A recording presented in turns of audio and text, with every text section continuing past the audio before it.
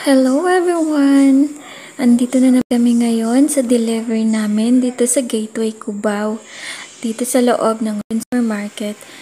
At ako ay nagbabantay dito sa mga stock kasi si kuya, inaakyat niya na yung iba sa taas.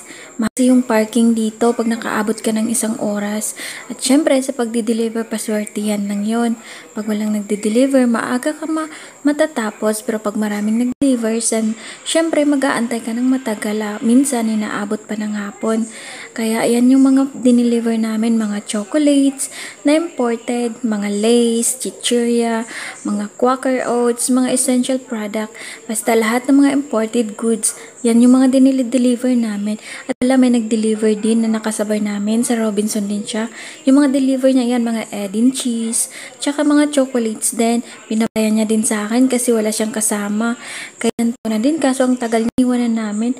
Makyat na kami ni kuya sa taas, tapos na kasi siyang nagdala ng mga i-deliver namin. Kaya ayan guys, habang sarado pa yung mall, nag-iikot-ikot ako dyan. Ayan, nakikita nyo, dami ng tao. Kasi yan pa lang yung oras na nagbukas yung, kaya nagsisiksikan sila sa escalator rather. Syempre ako, naghanap ako ng CR. Ito, may pay toilet dito, 10 pesos yung ihi. Ayan, ang ganda naman ng CR nila. At syempre, hindi tayo aalis dyan hanggat hindi tayo maka-video, diba? Syempre, harap tayo sa salamin at maganda dito yung CR nila, may video. Yan, harap-harap sa salamin. O, diba? Apak, tagilid pa, agoy.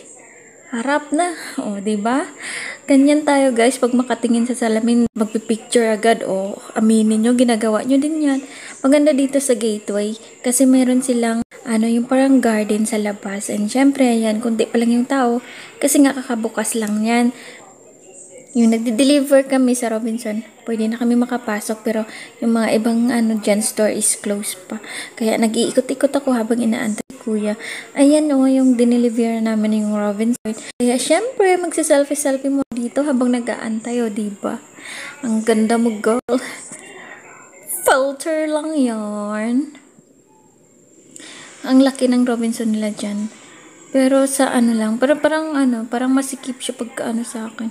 Kasi nagtrabaho din ako sa Robinson dati. Syempre, di mawawala sa atin yung mga selfie, di ba? H&M, ang cellphone ko puno na ng selfie. Ayan, naglalakad nga kami dito sa labas, di ba? Ng Gateway. Ayan, sa Pure Gold yan. Ayan, naglalakad kami, binivideo kasi dyan. O, ayan, Gateway. Diyan kami nag-deliver, di ba? Pero syempre na kami sa nun. And sa paglalakad-lakad namin dito habang nagbi-video ako kay kuya, bigla siyang napahinto. Kasi nakilala niya yung guard ng Victor Mall sa Robinson. Dito na pala nalipat sa mall sa Cubao. Ayan si Kuya Moniz. Ang bait-bait niya na guard guys. Nung nasa Victor Mall ako, ako kay ate minsan, tawag dyan, yung pag wala si ate, ako babantay doon sa pato niya, yung guard na mabait, si Kuya Moniz, dyan pala siya na-assign. Hindi niya na ako masyadong nakilala. Syempre, mapakilala tayo, di ba? Pag ng bahay, selfie ulit, di ba? Ganun lang ang buhay ba?